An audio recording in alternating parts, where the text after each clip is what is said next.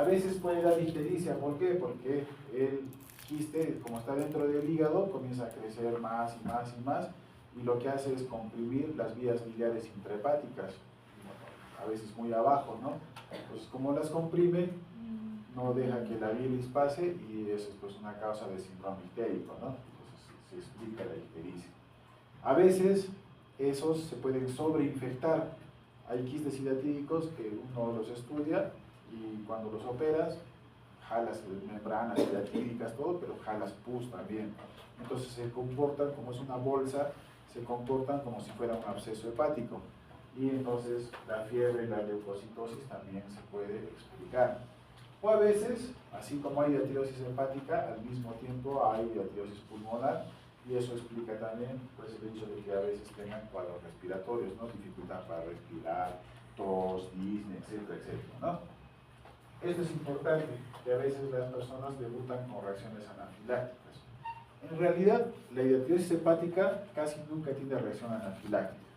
Es muy raro que haga reacciones anafilácticas. ¿Dónde tiene reacciones anafilácticas? En el pulmón. ¿Por qué? Porque como se rompe, a veces el quiste, este quiste hidatídico se rompe, deja libre el líquido hidatídico, y este líquido hidatídico, como está en el pulmón, pasa al tracto respiratorio, genera una reacción anafiláctica en ese momento. ¿Cómo tienen que recordar? Porque es el clásico paciente, cuando hablamos de diatirosis pulmonar, es el clásico paciente que de repente comienza a toser, ¿no? Tose, comienza a tener una tos exigente, y de repente se va a quejar de que, o te va a decir, no, doctor, ¿sabe qué? Tenía tos y tos y tos, y de repente vomité algo como un líquido así transparente, pero queda así medio saladito, una sola, ¿no? En medio de mi tos, tosía, hasta que una de esas salió un huaico de líquido transparente, medio saladito. Entonces, ¿cómo se llama eso en términos médicos? ¿Qué nombre tiene? Vómica, ¿no es cierto? No vómito, sino vómica, ¿no? Ese vómica es justamente pues el líquido hidatídico que se ha salido, etc. Entonces, cuando el paciente te dice eso, asústate un poquito y no lo dejes pasar a ese paciente, y no lo subestimes, digamos, porque ese paciente en cualquier rato, como vomitó, como se rompió, uno asume que se ha roto el quiste hidatídico a nivel pulmonar, entonces la probabilidad de que haya un shock anafiláctico es altísima. Entonces, si viene un paciente con todo lo que le estoy contando, no le diga, no, ya toma tu albendazol y vete nomás a tu casa, no, sino ponle una vía, ponle observación, porque la probabilidad, ya lista pues todo lo que necesitas para un shock anafiláctico, ¿no? ¿Cuál es el tratamiento del shock anafiláctico? ¿Qué van a utilizar? Adrenalina, ¿no es cierto? Adrenalina. Entonces, tengo un paciente con vómica, pero si está así medio inestable, voy alistando mis vías, mi epinefrina, ¿no? Adrenalina, para poder darle tratamiento para el shock anafiláctico, ¿no? Y así, como se dan cuenta, va a depender mucho de dónde esté localizado la hidatidosis, ¿no? ¿Cuáles son las complicaciones? A veces se va a la hidatidosis primaria, como ya saben, hay pulmonar, hay hepática, etcétera, etcétera. A veces hay hidatidosis secundarias, que son cuando un quiste se rompe, puede avanzar a otros sitios, ¿no? En el mismo hígado, o a veces se rompe, se cae a la cavidad abdominal todo el líquido hidatídico, que tiene vesículas pequeñitas, ¿no? Tiene pequeños parásitos ahí, se caen, se meten, y a veces se albergan en el vaso, en el epiplo, entre los intestinos, en el meso intestinal. A veces se pegan a los ovarios, ahí donde están las fimbrias, etc., ¿no? Entonces puede haber también hidatidosis secundarias. O a veces puede dar hidatidosis heterotópica, cuando ha cambiado de lugar, ¿no? Cuando se presenta en dos o más lugares. Puede ser a veces en el peritoneo, hay quistes hepáticos, quistes pulmonares, etcétera, etcétera, ¿no? Y la complicación más grave que les decía, shock anafiláctico, ¿no? ¿Cómo se expresa el shock anafiláctico? Por lo general tiene como antecedentes tos exigente y vómica, ¿no es cierto? Entonces ahí me tengo que asustar. Ya después el paciente hace todos los signos de shock, ¿no? Cuando hace. En el caso, ya hablando propiamente dicho del quiste hidatídico hepático, pues ¿cómo se puede complicar? Que se fistulice, que haga ruptura, que se disemine a todo el abdomen, que haga también reacción anafiláctica. que haga obstrucción biliar, como les he explicado, o que a veces eso infecte y dé lugar a abscesos hepáticos, ¿no? Cada uno tiene ya su explicación, ¿no?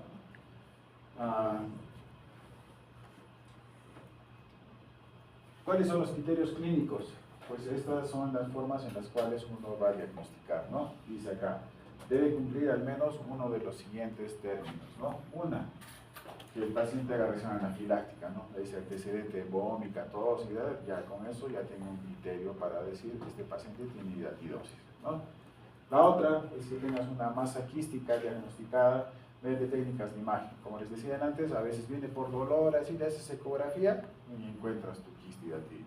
Entonces, esa es otra evidencia. Y la otra es que a veces lo hagas de forma accidental. Uno entra a sala, entras por supuestamente una colecistitis y de repente no es pues una colecistitis, sino es un quiste gigante. Entonces, en otras palabras, la visualización directa del quiste. Entonces, de una de esas tres formas puedes diagnosticar hidatidosis hepática. ¿Cuáles son los criterios diagnósticos? Pues ya saben, la lesión característica diagnosticada mediante técnicas de imagen.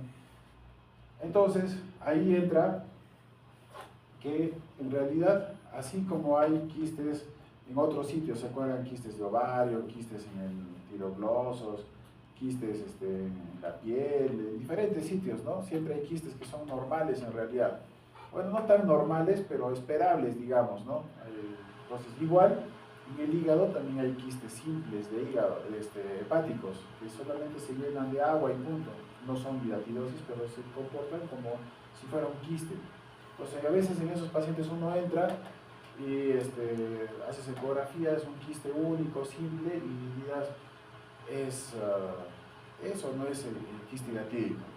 Entonces, en ese caso, lo que tienes que ir es hacer exámenes de laboratorio, ¿no? Serología positiva, y ahorita vamos a ver qué exámenes hay. Esa es una forma. La otra es pues hacer un examen microscópico, es como si sacaras una biopsia de ese quiste, aspiras y eso lo mandas al laboratorio y pues ahí se ve lo que llamamos la anemia hidatídica, líquido hidatídico o presencia de las tenias estas, entonces al examen microscópico, ¿no? O los hallazgos macroscópicos compatibles a nivel de la cirugía, ¿no? Esta es una cuestión un poco de epidemiología, se les he puesto acá porque ustedes van a hacer vuestro serum y en el serum, así como hay programa de tuberculosis, programa de VIH, todo eso, también hay programas para hidatidosis hepática. Entonces epidemiológicamente hay casos posibles, casos probables y casos confirmados para que sepan que existe ese tipo de clasificación también de los pacientes. Y como les decía, cuando sospechamos y no estamos muy seguros que sea hidatidosis, lo que hay que hacer son exámenes de laboratorio. Entonces, lo que tenemos acá en nuestro medio son estos tres primeros, ¿no? Hay ELISA para hidatidosis, hay Western blot, hay ARCO quinto, pero también hay hematinizaciones indirectas, inmunoelectroforesis, inmunofluorescencia, antígenos infilantes, IgG1, IgG4 para hidatidosis, etcétera, etcétera, ¿no? Entonces, si tú sospechas y no estás muy seguro, tu imagen es una imagen quística y no sabes si es un quiste simple o es un quiste hepático o es un absceso hepático, no sé, porque se parecen mucho, entonces en ese caso pídele uno de estos exámenes, ¿no? Que son para evidenciar laboratorialmente que tienes hidatidosis. Imagenológicamente, sí le puedes hacer desde una radiología convencional, puedes hacer ecografías, tomografías, puedes hacer incluso resonancias magnéticas y hacer CT. Esto es muy importante que ustedes sepan porque esto nos va a ayudar con una clasificación que se llama clasificación de Garvey, ¿no? Entonces ya en la ecografía que uno ve estas imágenes o en la tomografía que ve estas, pues uno va, en base a eso va a poder clasificar en una clasificación que se llama clasificación de Garvey. Pero esto es importante que ustedes lo identifiquen y vean por qué hacen cada cosa, ¿no? Entonces, les explico un poquito más. O es el protocolo, les explico el protocolo del orden de las cosas que ustedes deben seguir cuando vean a un paciente con hidatidosis. Entonces, cuando tú vienes un paciente X, ¿no? Le haces la ecografía, ya, bacán. Le encuentras un quiste hidatídico, ya, chévere, ya. ¿Sabías o no sabías que era quiste? No sé, puede ser que sí, puede ser que no, le haces exámenes de laboratorio. Y de repente sale pues que sí, de verdad es un quiste hidatídico, ¿no es cierto? Entonces ya tienes el diagnóstico de quiste hidatídico. a nivel hepático, que es lo que tú has pedido, tu ecografía, etc. Entonces, ya sabes que la hidratidosis no siempre es solamente en el hígado, puede ser también en el tórax. Entonces, así como tu paso 1 fue diagnosticar con lo que tú querías la hidratidosis hepática, tu paso número 2 siempre tiene que ser pedirle una radiografía de tórax para descartar que el paciente tenga hidratidosis pulmonar. O si quieres dar un pasito un poquito más adelante y ser un poquito más, digamos, proactivo, ¿qué haces? Le pides una tomografía. Pero no solamente tomografía de abdomen, sino también tomografía de tórax. Porque la tomografía, a diferencia de la ecografía, en la ecografía yo veo así. ¿Cuántos quistes creen que hay acá? Acá ahora, si yo cuento, puede ser 1, 2, 3, 4, 5, 6, 7, 8, 9, 10, así, ¿no? Y los que están atrásito o por delante, porque este es un corte, ¿no es cierto? Entonces, por ejemplo, la ecografía me puede dar muy buena información, pero no me da una información completa del número y del tamaño exacto. En cambio, si ustedes ven acá, yo sí puedo contar acá cuántos hay. 1, 2, 3, 4, 5 y acá otro chiquitito, ¿no? 6. ¿Para qué me sirve eso? Para que cuando yo tenga que operar, busque los 6, pues. No busque solamente a los más grandecitos, sino tengo que buscar a los 6 para operar de una forma adecuada, ¿no? Eso es por un lado. El otro lado es de que cuando yo le pido ecografía y radiografía de tórax o le pido tomografía de abdomen y de tórax, me ayuda a diagnosticar que haya o pulmonar nada más o hepática nada más o tal vez los dos al mismo tiempo. Y eso es importante porque, como vamos a ver después, van a ver que en algunos casos el tratamiento de la hidratidosis es un tratamiento médico, ¿no? Entonces uno le da albendazol, que es lo que utilizamos en nuestro medio, y lo que hace el albendazol es debilitar las paredes del quiste hidratídico. Pero ¿qué pasa si yo tengo al mismo tiempo, claro, en el hígado bacán, chévere, ¿no? Yo puedo curar. Pero ¿qué pasa cuando tengo hidratidosis pulmonar y le doy albendazol? ¿Se acuerdan que les dije ahorita de que comienza a debilitar las paredes del quiste? Y si yo debilito las paredes del quiste, ¿cuál es el riesgo? De que se rompa. Y si se rompe, ¿cuál es mi riesgo? Que haga shock anafiláctico. Entonces, se pide radiografía para que tú digas, ah no, cuidado, cuidado, tiene pulmonar. Entonces, lo primero que tengo que hacer antes de darle tratamiento es enviarlo al cirujano de tórax para que le opere primero el quiste pulmonar. En resumen, o en consolidado, si yo tengo hepático y pulmonar, lo primero que tengo que hacer es operar el pulmonar y no darle tratamiento médico, digamos, si fuera así, para el hepático, porque el riesgo de que se rompa es altísimo, ¿ya? Entonces, por eso, siempre, como les decía, paso número 2, después de que se indicado el hepático, siempre pide un examen para tórax para que tú puedas decir, ya no, primero se opera, ¿no? O tal vez no hay nada en pulmón, acá, entonces sí le puedo dar albendazol, sí le puedo hacer todo lo que quiera en el hígado, porque ahí no va a pasar nada, no va a haber shock anafiláctico ahí, ¿no? En cambio en el pulmonar sí. ¿Se entiende lo que quiero decir? Entonces siempre, si tengo una ecografía, también le pido radiografía de tórax.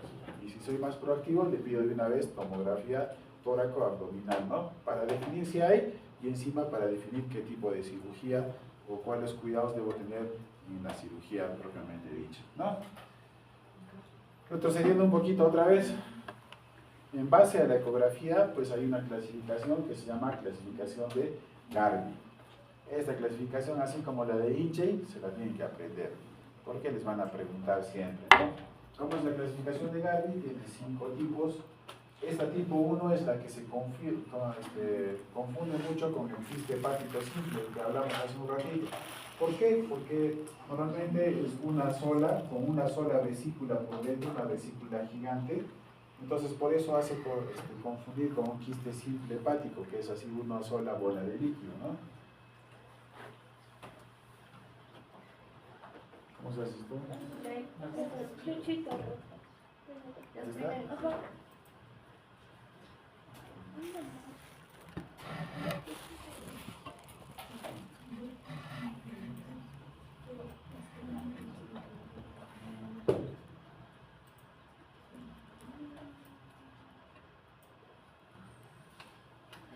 El tipo 2 es una colección líquida con membranas separadas. A esto se llama signo de camalote, que también se va a ver a nivel pulmonar. ¿Ya? Tipo 2. En el tipo 3 es la típica imagen en panal de abeja, se llama, ¿no?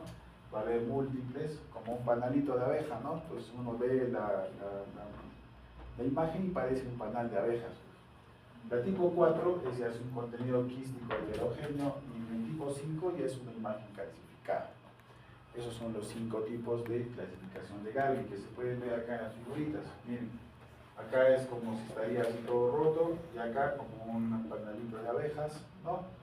Acá en el tipo 4 ya es como desorganizado, ¿no? Y en el tipo 5 se ve así blanquito, sitios de calcificación, ¿ya?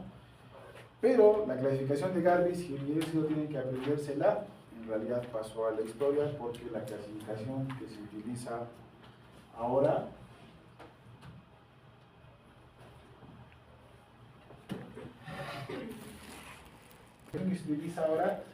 que también se la tienen que aprender, es la clasificación de la OMS, y en realidad es muy parecida a la clasificación de Garvey. Como se dan cuenta,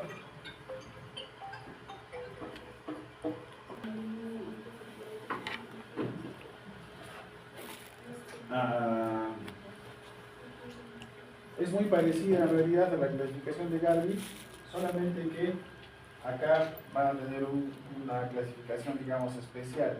A las primeritas, que se van a llamar activas, a las que están acá entre la mitad del C2 y el C3, se van a llamar transicionales, y a las otras se van a llamar inactivas. ¿Y para qué sirve eso? Porque en base a eso, uno hace...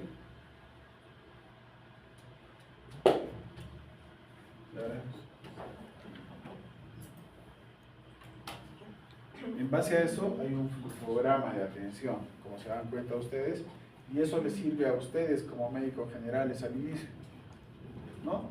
Por ejemplo, en la C1, que era el quiste del Garvey 1, ¿se acuerdan? ¿No? En la C2, que ya es entre el Garvey 3 casi, ¿no es cierto? Entonces estas, el manejo hasta el C3, que es una membrana desprendida, que era del Garvey 2, ¿no? Que ya está así como el signo del camalote, a esas va a importar mucho el tamaño, ¿no? El tamaño. Entonces, si ustedes tienen quistes que son estos entre, que se ve líquido, así en realidad no grande, pequeñitos, múltiples o medio desorganizados, pero líquido así, hay que ver el tamaño, porque cuando es menor a 5 centímetros, el tratamiento solamente es médico. Entonces, si tu quiste es de 5 para abajo, el tratamiento es médico. En cambio, en el que es más de 5 centímetros, el tratamiento es quirúrgico, ya sea con cirugía abierta o cirugía laparoscópica. ¿Ya? Entonces, si les preguntan en el examen, hay quiste de más o menos 3 centímetros, C2, ¿cuál es el tratamiento? Médico. ¿Con qué? Con albendazol, ¿no? En cambio, estos de acá, que eran el Garvey 4 y el Garvey 5, donde ya estaba desorganizado o estaba calcificado, el tratamiento es no hacer nada, solamente dejar y expectar. En el heterogéneo hay que tener cuidado en diagnosticarlo, por eso se pide tomografía y se le pide marcadores tumorales, porque uno tiene que hacer un diagnóstico diferencial con tumores del hígado, ¿no? Entonces, ¿qué le voy a pedir ahí? Tomografía, con y sin contraste, y le pediré algunos marcadores tumorales, ¿no? Ya saben qué marcadores son para hígado, ¿verdad? ¿Cuáles son? Marcador tumoral para hígado. AFP, ¿no es cierto? AFP, ¿qué más? El antígeno calcio embrionario, ¿no es cierto? Carcino embrionario, el CA o ACE, ¿no es cierto? Como quieran llamarlo. Entonces, como se dan cuenta, acá el tratamiento es entre médico o tratamiento quirúrgico, en cambio acá, solamente ¿qué tienes que hacer? Controles ecográficos, y en el caso de que se volvieran sintomáticos, pues ahí recién va la cirugía abierta a la laparoscopia, ¿no? En algunos casos. Entonces, esto es lo importante, que ustedes sepan en base a la clasificación de la OMS. Cuando hablamos de tratamiento médico, bueno, en realidad se ha probado con el albendazol, que es el más barato y el que más tenemos a la mano, pero se ha visto que no tiene buenos resultados y el tratamiento ideal en realidad es la asociación de albendazol con praziquantel. Pero praziquantel también es carísimo y no existe en nuestro medio, o sea, rara vez llega al Perú. Y entonces lo que se ha visto en los esquemas de la OMS para países como el nuestro es darle albendazol. Entonces el albendazol se va a dar en dosis de 10 a 15 miligramos por kilogramo por día, ¿no? 10 a 15 miligramos por kilogramo por día. Ayer justo les explicaba a los que han rotado de que el albendazol viene en pastillitas de 200 miligramos, de 400 miligramos, ¿no? Entonces, ¿para qué nos sirve esto? Este rango de 10 a 15 miligramos. Porque, por ejemplo, no sé, pues uno de ustedes puede pesar 50 kilos. ¿Cuál sería su dosis? 50 por 10, 500. 50 por 15, 750. Entonces, partir 2 pastillas y media, medio difícil, ¿no es cierto? Entonces, por ejemplo, yo le podría dar, como va entre 500 a 350, si le doy 600, ¿está bien? Sí, estoy en el rango, ¿no? Entonces, ¿qué le voy a dar? Le voy a dar 3 pastillitas, ¿no? Por eso es el rango de 10 a 15 miligramos. Nos da esa facilidad, digamos, de poder acomodarnos a la presentación en la cual viene el albendazol, ¿no? Entonces, ¿cómo hay que dársela? Le puedes dar que si el paciente se quiere tomar las 3 pastillas, digamos en este caso que les pongo las 3 al tiro, bacán. Pero si quiere tomarlas por separado, no hay problema. La cosa es que por día consuma sus 600 miligramos. Pues puede tomar una cada 8 horas, o 2 y una, o las 3 en una sola, etc. La cosa es que por día reciba su tratamiento. ¿Cuántos días debe recibir? En realidad, el tratamiento se llama un tratamiento por ciclos. Los ciclos que debe recibir un paciente es entre 3 a 4 ciclos de albendazol. ¿Cómo se da esos ciclos? Se le da 21 días, algunas bibliografías dicen 28 días, otros dicen 25 días, pero la realidad en la práctica común es de que los pacientes a veces cuando quieres darles por mucho tiempo, la gente no toma. Es cuando tomas tu amoxicilina porque te dio faringitis. ¿Cuántos terminamos los 10 días de tratamiento? Casi nadie.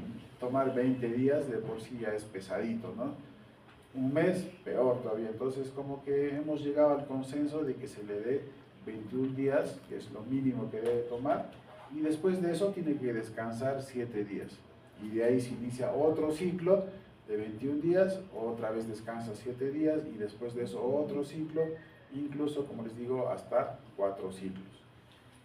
Como el albendazol es hepatotóxico, lo que se hace al final de cada ciclo es pedirle un control de perfil hepático para ver que el paciente no esté haciendo hepatitis medicamentosa. Entonces le pido TGO, TGP, bilirrubina, sulfatasa alcalina, y además también le pido una ecografía para ver que el paciente no esté haciendo hepatomegalia por la hepatitis, ¿no?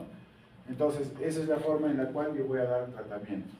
Ya saben, no se olviden de que si yo tengo hepatitis hepática y pulmonar al mismo tiempo, no me meto a darle albendazol, sino primero lo envío al cirujano de tórax para que le dé el tratamiento adecuado, probablemente sea quirúrgico, para poder primero curar la pulmonar, para después de eso recién dedicarnos a la hidatidosis hepática, ¿no es cierto?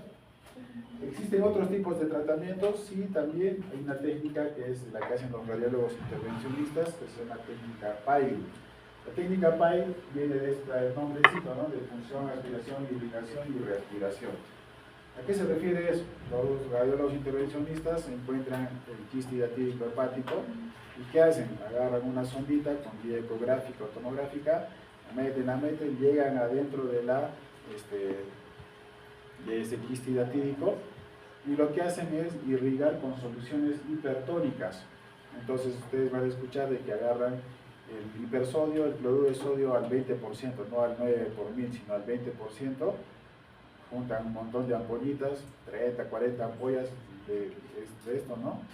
Y comienzan a irrigar. Entonces punzan, primero aspiran todo el líquido que se pueda y a continuación introducen esa solución hipertónica de cloruro al 20%, lo dejan un buen rato y aspiran y otra vez hacen eso varias veces, ¿no? Como es como si estarían echándole sal, ¿no? Como hacer ceviche, ¿no? De hidratidosis, ¿no? Entonces algo así, ¿no? Entonces, por esa concentración hiperosmolar que tiene el cloruro de sodio al 20%, genera pues muerte de los quistes hidratídicos, ¿no? O de la hidratidosis, perdón. Entonces esa es otra técnica, la técnica PAIR, ¿no? Y así hay otros tipos de técnicas. Pero, como ya saben, cuando esto, en algunos casos, cuando los quistes son más de 5 centímetros o están complicados, etc., lo que corresponde pues es hacer un tratamiento quirúrgico. Se los pongo acá para que ustedes sepan más o menos una idea de lo que se hace, ¿no? Hay desde cirugías radicales hasta cirugías conservadoras. Hay varias técnicas quirúrgicas, periquistectomías, quistectomías totales, incluso en algunos pacientes puedes sacar todo un segmento hepático, incluso en algunos tienes que sacar todo un lóbulo, ¿no? Hacer una hepatectomía parcial, ¿no? Sacar gran tamaño de hígado, cuando digamos así como en esa tomografía que se veían varios quistes en un solo sitio, sacar uno y el otro, te dejarías así como pura cáscara, digamos, ¿no? El hígado no serviría en realidad. Entonces lo que se hace en esos casos es sacar todo ese segmento o todo ese lóbulo hepático comprometido. A eso se llama hepatectomía. O hay otras cirugías más conservadoras como quistectomías, deslizamientos, carpintonajes y otras cosas que ya es un poco más de técnica quirúrgica, ¿no? Entonces el tratamiento a veces puede requerir cirugía cuando corresponde según la clasificación esa de la OMS, ¿no? La flechita roja con una más. Una más. Ya. Listo. Entonces este es un flujograma de pacientes quirúrgicos. Como se dan cuenta, cuando hay quistes